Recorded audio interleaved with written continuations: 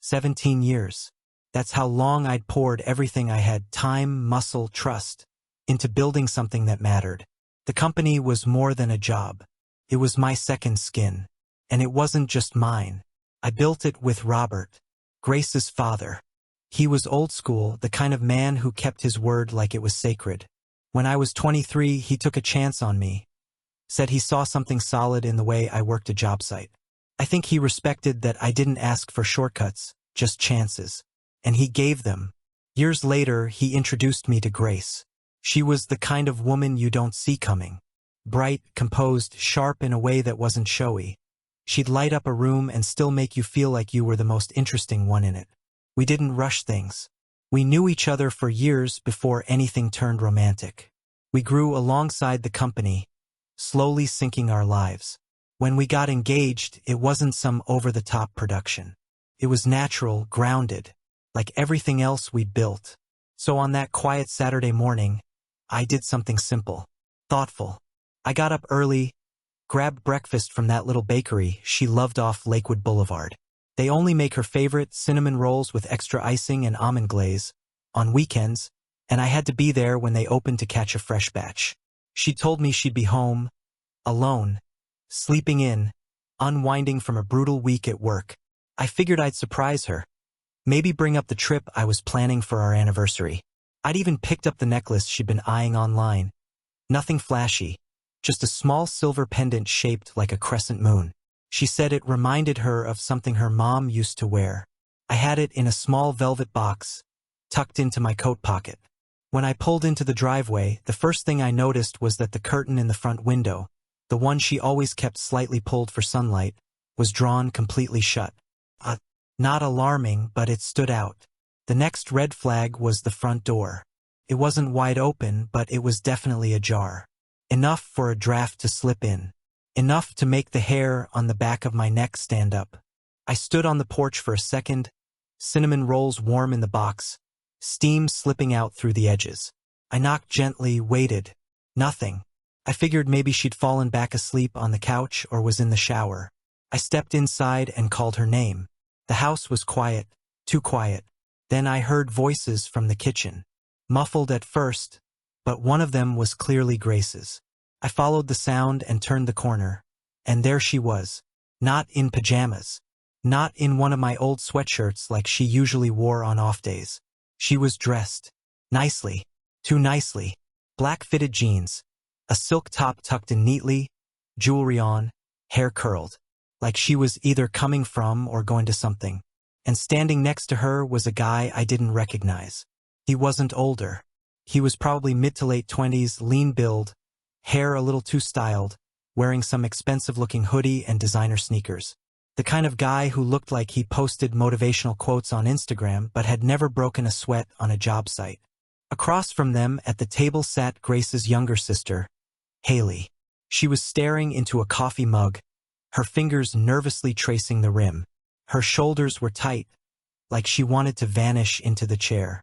Grace's smile came too quickly, too polished. "Ethan, hey, you're early." Her voice was calm, smooth, but her eyes widened just a second before she spoke. That micro moment of panic you learn to spot when you've spent your life reading people. Something was off. Something was very off. I looked at the guy, and he glanced at me but didn't speak. Didn't even attempt a handshake. Just shoved his hands in his pockets and looked down like a kid caught with fireworks. Grace stepped in like she was on damage control. "This is Jared," she said, her hand briefly gesturing toward him. "Haley's fiancé. He came by to help with breakfast." "Fiancé?" I asked. I looked at Haley, and she flinched. Not visibly, but enough. She didn't smile. She didn't nod. She didn't say a word.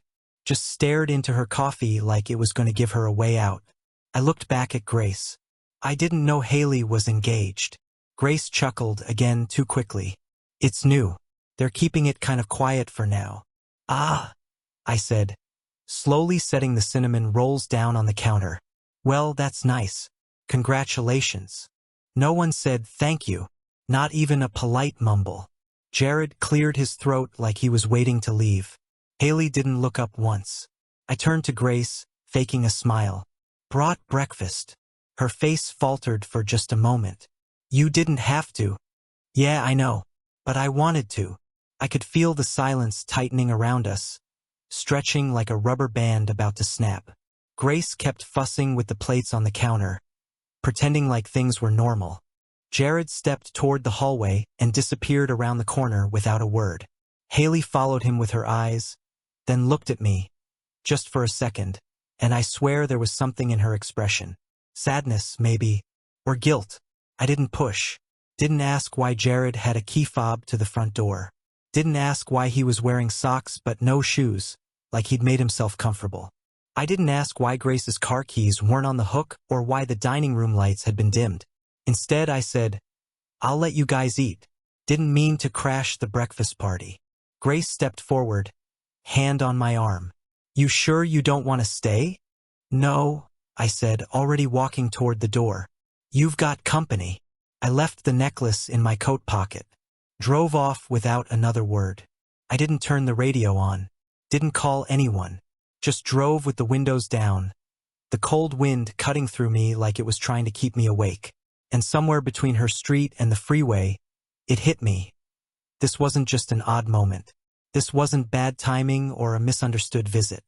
It was a moment where something slipped, where the mask didn't fit quite right. And once you see it, you can't unsee it.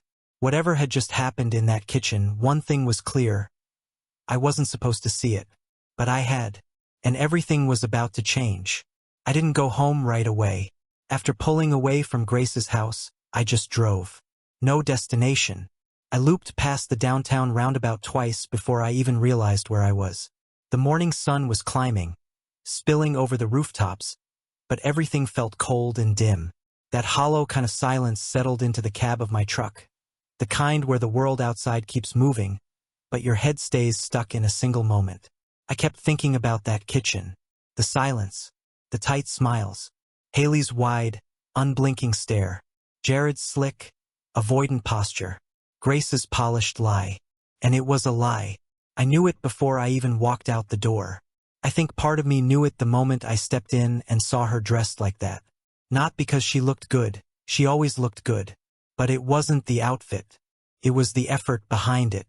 The details. The presentation. She hadn't been planning a lazy morning at home. She was planning for someone. Just not for me. I parked outside a hardware store and just sat there, engine idling. I reached into my coat pocket and pulled out the necklace box. Flipped it open. Stared at that little crescent moon pendant. Simple. Elegant. Thoughtful. It had felt right when I ordered it. Now it felt like a punchline. The more I sat there, the more pieces started falling into place. Things I had brushed off for months. Maybe even years. I thought about her phone, always turned screen down on the table. The way she'd flinch when a text came in after 9. Always saying it was just work. How her laughter had slowly faded from our conversations, replaced by tired sighs and vague distractions. She had gotten quieter around me, and I'd convinced myself it was just the stress of wedding planning or work projects. I remembered the night she came home late from a client meeting and smelled like cologne, a scent I didn't wear. When I asked about it, she said it was her coworker, Marcus, giving her a hug goodbye. "You know how affectionate he is," she had laughed. I'd let it slide. Why? Because I wanted to trust her. Because I had spent so long believing we were solid that I ignored the cracks. But now all of it was clawing its way back up. Every detail. Every moment I had dismissed. There were little things. Coffee cups from shops we'd never visited together, but kept showing up in her passenger side trash bin. Phone calls she'd take in the backyard for better reception. The way she'd changed the password on her laptop and made a joke about keeping my Christmas shopping secrets safe. I'd laughed along with her. God, I'd been blind. Back at the office, I tried to distract myself with work. Went through bids, reviewed contracts, checked in with the site leads. But I wasn't really there. Every hammer strike from the construction yard echoed like a heartbeat I didn't want to hear. I sat in my truck at lunch and scrolled through my camera roll, finding a photo from 3 months ago. Grace and me at the fall gala, both smiling, her arm looped through mine. She looked happy in the photo. So did I. But now I couldn't tell if that was real or just another mask. That night, I couldn't sleep. I lay in bed with the TV on low and my thoughts screaming loud. I kept rewinding that morning over and over again. The way Jared couldn't look at me. The way Grace placed her body between us subtly, like she was blocking something. Haley's silence. Why didn't she say a word? Was she protecting her sister? Or was she just scared of saying the wrong thing? I got up and started walking around the house. Opened drawers. Looked at her side of the closet. Everything was where it should be. Her perfume. Her books. Her clothes carefully hung. I opened the drawer where she kept greeting cards and keepsakes. And there it was tucked beneath a stack of stationery. A hotel keycard. Plain white with the logo of a downtown boutique hotel printed in faded gold. I stared at it for a long time, turning it over in my hands. There was a number scribbled on the back in pen, 605. I don't know how long I stood there before I put it back and closed the drawer. My heart was thudding. My mouth tasted like rust. I walked to the kitchen, poured a glass of water, and sat in the dark. This wasn't an affair waiting to happen. It had already happened, and I'd been too blind or maybe too trusting to see it. The next morning, I couldn't look at Grace the same. I saw her at the office laughing with a client on the phone, her voice light, casual. Her movements as graceful as ever. She wore that exact same silk top from Saturday morning. Said she just pulled it from the back of the closet. My blood ran cold. I wanted to ask questions, but I didn't. Not yet. Instead, I started noticing more. That week, she left her phone unattended in the office once. I saw a message flash across the lock screen. Are we still on for next week? No name. Just a number. I memorized the last 4 digits. Later, I checked our company phone directory. No match. I walked into the break room and caught her texting, then locking her screen the second I appeared. She smiled, said, just Haley being a goof. I nodded. Lied right back with a smile of my own. By Thursday, I felt like a stranger in my own life. I couldn't eat. Couldn't think straight. Everything Grace said sounded rehearsed. Every hug felt half-hearted. She asked if I wanted to try a new restaurant Friday night. I said maybe. She kissed me on the cheek and went back to her laptop. I watched the reflection of her screen in the window behind her. It wasn't a spreadsheet. It was a messaging app. I recognized the layout. She was smiling. Not at me. And that's when I realized something else. This wasn't sudden. It wasn't a slip-up. This had been happening. Slowly, quietly, in the margins of our lives. While I was pouring foundations and pulling double shifts to keep contracts alive during the pandemic, she was building something else, another version of herself. One I didn't have access to. One I wasn't meant to see. The emotional distance hadn't been an accident. It had been a slow withdrawal. A countdown ticking towards something I hadn't even seen coming. And it had started long ago. I didn't go looking for proof at first. Not because I didn't want to know, but because part of me already did. The moment I found that keycard in Grace's drawer, something shifted inside me. My mind stopped asking questions and started preparing for answers. But it's a strange thing, realizing the person you love might not just be lying to you, but actively choosing someone else over and over. You want to believe it's still fixable. That maybe there's a version of the story where it's all a misunderstanding, some bad coincidence, a misread signal. But deep down, I already knew. The moment of truth came sooner than I expected. That Friday afternoon, one of our site leads forwarded me an invitation to a construction industry expo downtown. It wasn't something we'd planned to attend this year, we had enough contracts in motion already. But the email caught my eye for one reason, a list of featured speakers. I scrolled lazily at first, but one name jumped out and knocked the air out of me. Jared Croswell, co-owner Axis Formworks. There was a hedge *T next to the name. It was him. Same slick hair. Same jawline. Same guy from Grace's kitchen. Only he wasn't Haley's fiancé. He was the co-owner of a rival construction firm. A firm that had, coincidentally, started underbidding us on municipal projects just over a year ago. Back then, I chalked it up to coincidence and aggressive marketing.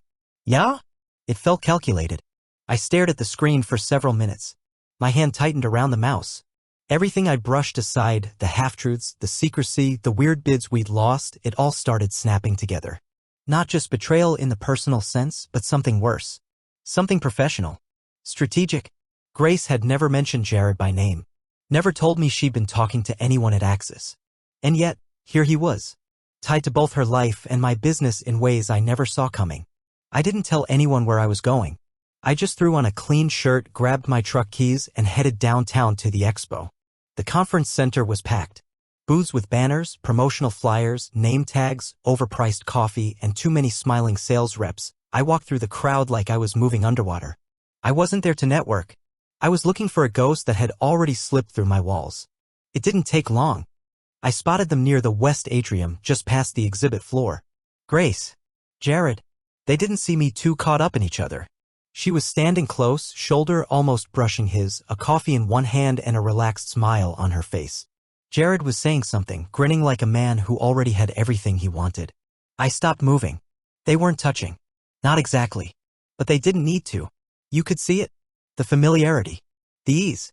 The way her laugh came too quick, too soft. The same laugh I used to get when we were first dating. The one I hadn't heard in months. I ducked behind a pillar and took a picture. Not because I planned to share it, but because I needed to prove to myself I wasn't crazy.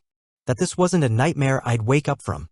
They moved toward a side hallway, probably to grab lunch or duck into one of the breakout rooms. I followed at a distance. The hallway wasn't busy. I stayed back, out of their line of sight, watching as they turned into a small lounge area meant for speakers and event staff.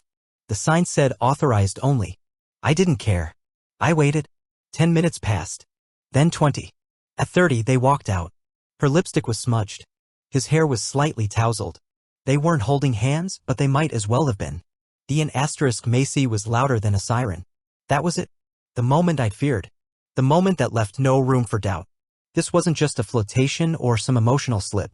This was a full-blown affair. Long-running. Coordinated. Hidden beneath layers of everyday routine. I didn't confront them.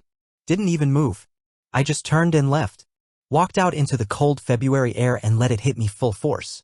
I leaned against a light pole, gripping the photo in my phone like a wee *p*, and I didn't want to use. The truth had a weight to it. And once I carried it, I knew there was no going back. Back in my truck, I didn't drive. I just sat there, eyes fixed on the horizon while the city moved around me like I didn't exist. I kept replaying the past few months, the morning coffee runs, the late nights Grace claimed she was working from home, the out-of-town bids that Axis beat us on. The way she'd smile and say, "You're just overthinking things," whenever I asked too many questions. No, I hadn't been overthinking. I'd been underseeing. Willingly. Because I loved her. Because I trusted her. Because I believed in the story we'd written together, and I thought I could ignore the edits she was making behind my back. That night, I couldn't sleep. I opened Grace's laptop, left unattended again on the kitchen counter, and looked through her recent documents. Nothing stood out at first. Then I checked the downloads folder. There were PDFs, bid forms, contract drafts, city planning reports. Some of them weren't from our system. They were Axis files. And worse, some included internal estimates from our company. Numbers we hadn't released publicly. Internal spreadsheets. Markups. Schedules. I felt something cold rise in my chest. This wasn't just personal betrayal. She'd given Jared inside information. Files that only she, me, and Robert had access to. She didn't just cheat on me. She compromised the business I built with her father. She gave him our blueprints, literally. That night, I didn't sleep. I just sat in the office, staring at those files, bile rising in my throat. I sent them to a private folder and locked them behind a new password. Then I made a copy. A backup. And when morning came, I didn't confront Grace. I went straight to the one person who needed to hear the truth even more than I did. Robert. The next morning I got to the office before sunrise. The parking lot was empty, still blanketed in fog. My truck was the only vehicle and the building lights hadn't even flipped on yet. I sat there for a minute in the dark, gripping the steering wheel, staring at the company sign outside, Miles and Hartwell Contracting. My name and Robert's. The legacy we'd built. I wasn't thinking about Grace at that moment. I was thinking about him. The man who taught me everything I knew about this business. The man who trusted me when I was just some broke kid working night shifts and hauling lumber. The man who let me into his company and, eventually, into his family. And now I had to look him in the eye and tell him that his daughter wasn't just cheating on me, but possibly helping someone else tear down the empire he built. There's no playbook for that conversation. I didn't call ahead. I just waited for his pickup to roll in like it did every morning around 6:45. Right on time, his silver Chevy pulled into the lot and parked beside mine. Robert stepped out with a travel mug in one hand and his leather notebook in the other. He smiled when he saw me. "Early bird today," he said. I opened the passenger door of his truck and got in. I didn't say anything at first. Just sat there.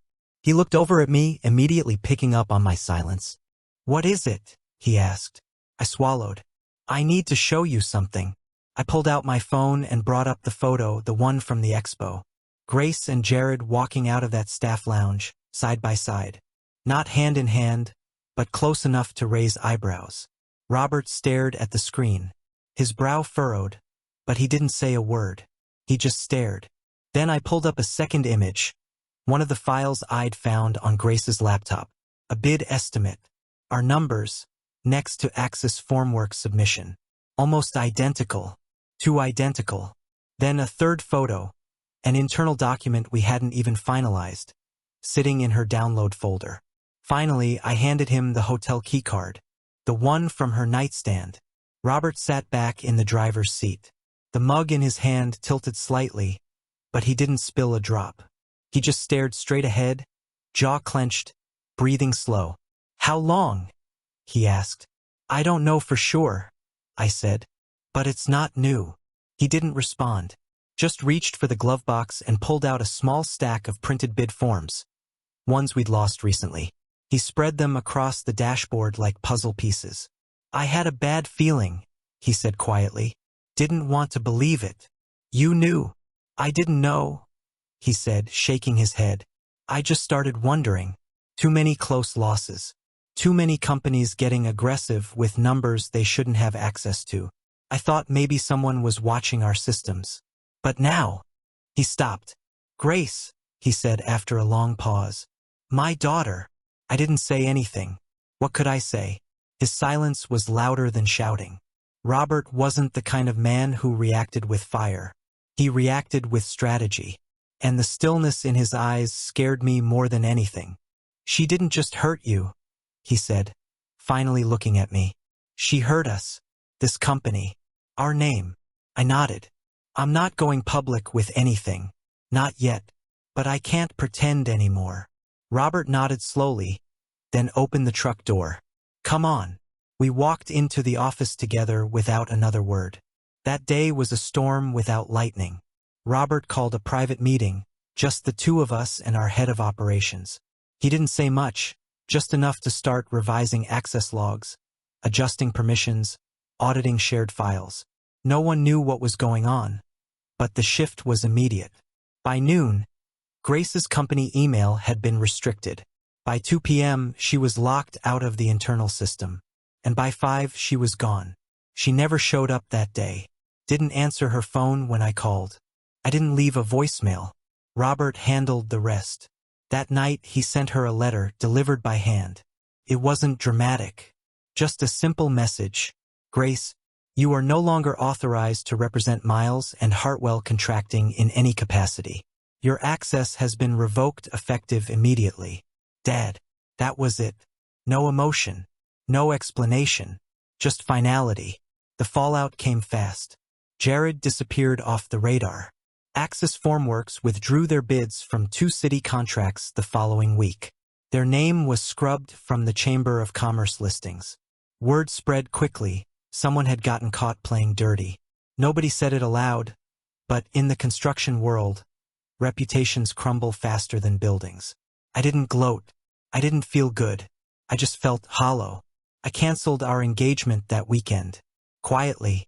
No announcement. Just called the vendors, shut down the venue, and emailed our planner. Most of the deposits were recoverable. The ring sat on my desk for 2 days before I finally locked it in the safe. I didn't speak to Grace. Didn't give her the chance. But she tried. The first message came Sunday night. Can we please talk? Just once. I didn't answer. Then a second one. I messed up. I need to explain. Then a phone call. I let it ring. Then silence. And honestly, that hurt more than anything. Not the cheating. Not the betrayal. But how fast she gave up once she realized I knew. She didn't fight for us. Didn't come to my door. Didn't demand the truth be heard. She just vanished. Maybe that was her confession. Over the next few days, her mother called. Haley called. Even her aunt. All of them asking the same thing in different voices. What happened? I didn't tell them. Because deep down, I think they already knew. Haley, especially, her silence in that kitchen said everything. Maybe she wasn't in on it, but she wasn't blind. None of them were. They just didn't want to be the first one to say it out loud. The strangest part? I didn't cry. I didn't scream. I didn't throw things or drive out into the middle of nowhere for closure. I just stopped feeling.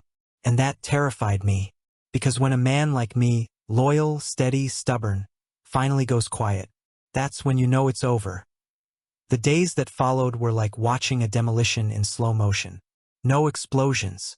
No smoke. Just quiet, methodical unraveling. I started with the office. The first thing I did was have Grace's access revoked across the board: email, internal systems, client portals, vendor contacts, everything. I restructured our administrative backend so that even if she had a backdoor, she couldn't reach it. I didn't do it out of anger. I did it because I had to. This wasn't about revenge, it was about survival. Grace had embedded herself deep into the company's day-to-day over the past 2 years. On paper, she wasn't a formal executive, but in practice, she had access to more than half our accounts and plenty of private documents. I hadn't realized just how many things had her name on them: auto-build software tools, cloud storage, client onboarding documents. Things I'd let her handle to lighten my load. Now, I had to reclaim every inch. By the end of the week, I changed 39 passwords, closed 6 accounts, and flagged 3 contracts for review. 2 of those had already shown signs of compromise. One of our suppliers admitted off the record that someone had contacted them using a fake Miles and Hartwell email address requesting pricing data. My stomach turned. This wasn't just cheating in a romantic sense. This was espionage. Subtle, methodical, personal. And then there was the matter of what to do about her name on the company accounts. Robert and I met behind closed doors. We sat in the office conference room for over 2 hours, not raising our voices once. He asked me what I wanted. I said I wanted the business clean. No leaks. No weak spots. No more blind trust. He nodded and agreed. Within 24 hours, the paperwork was in motion. Grace's name was removed from every internal memo and future client-facing proposal. We froze her company card. Any residual payments under her signature were reviewed and flagged. A lawyer was looped into draft formal dissociation documents, something I never imagined doing to someone I was supposed to marry. That same weekend, I went to the storage unit I'd been renting for overflow office files and began sorting through everything she might still have access to. Old hard drives, contract archives, backup records. It felt like I was hunting a ghost. And still, through all of that, I felt nothing. No rage. No heartbreak. Just a kind of mechanical focus. Like my body knew how to keep moving even while the rest of me stood still. The engagement was the next to go. I had the ring appraised, then locked it away. I emailed the jeweler about a possible return, not for the money, just to close the loop. I went through the wedding plans and one by one shut everything down. Venue? Cancelled. Photographer? Deposit forfeited. Caterer? Cancelled and blacklisted from future events. Not out of spite. Just principle. I didn't want a single leftover memory trying to remind me what this was supposed to be. I even packed her things. The stuff she left at my place.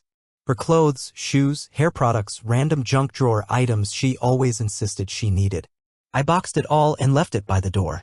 Didn't write a note. Didn't add anything. Just left it there like lost mail waiting to be collected. She didn't come for it.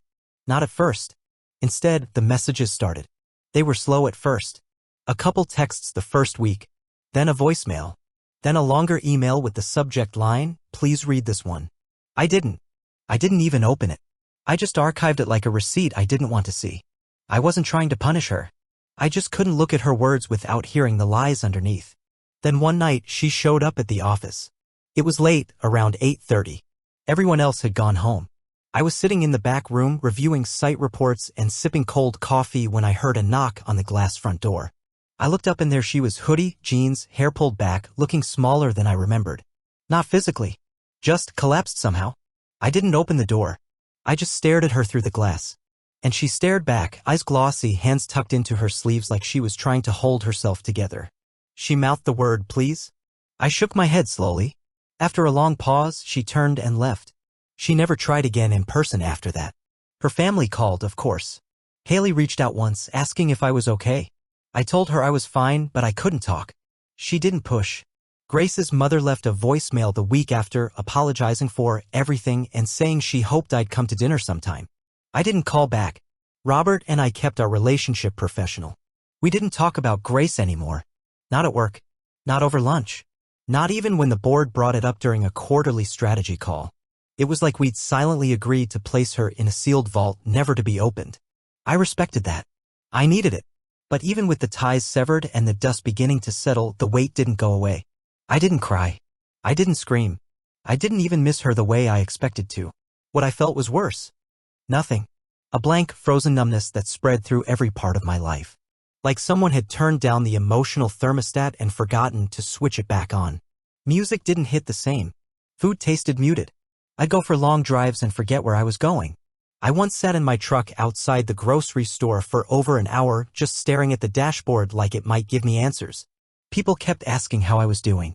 I said fine so many times it stopped meaning anything. I wasn't fine. I wasn't broken either. I was just stuck between the man I used to be and the one I hadn't figured out how to become yet. I tried going back to the gym. I tried volunteering on a weekend build crew for a local nonprofit. I even took up sketching again, something I hadn't done since high school. None of it helped. Not because the activities were wrong, but because the version of me that used to enjoy them wasn't home anymore. The truth was simple, Grace had made her choice. And now I was making mine. No more second chances. No more explanations. No more wondering if I was good enough or present enough or emotionally available enough. I had shown up, day after day. I'd worked late to help her family. I'd skipped vacations to save for her house. I'd built a ring out of loyalty and laid the foundation of a life. And she burned it. Not with a match, but with months of slow, quiet lies. So I did what builders do when something's beyond repair. I tore it down. And I started clearing space for something new. I used the refunded wedding funds to launch a new side project, eco-friendly modular homes for single parents and young professionals. Something good. Something future-focused. Pouring my energy into that gave me purpose again. I spoke at community forums, got involved in local programs, and started remembering what it felt like to build for people, not just profit. That's when I met Kelsey, cafe owner, single mom, and unlike anyone I'd known. She was calm, honest, grounded. No pretenses. We started with simple conversations, coffee, shared space. No pressure. No games. And over time, something real began to grow, not loud or fast, just right. 2 years later, Kelsey and her son live with me in a home I designed from the ground up. Grace? I hear her business struggled. Her family splintered. And Jared? Gone from the map. I never sought revenge, life took care of that. Looking back, Grace didn't ruin me. She redirected me. She showed me who not to be with, what not to ignore, and where my real strength lives. I didn't need her apology. I didn't even need closure. I just needed to bet on myself. And I won.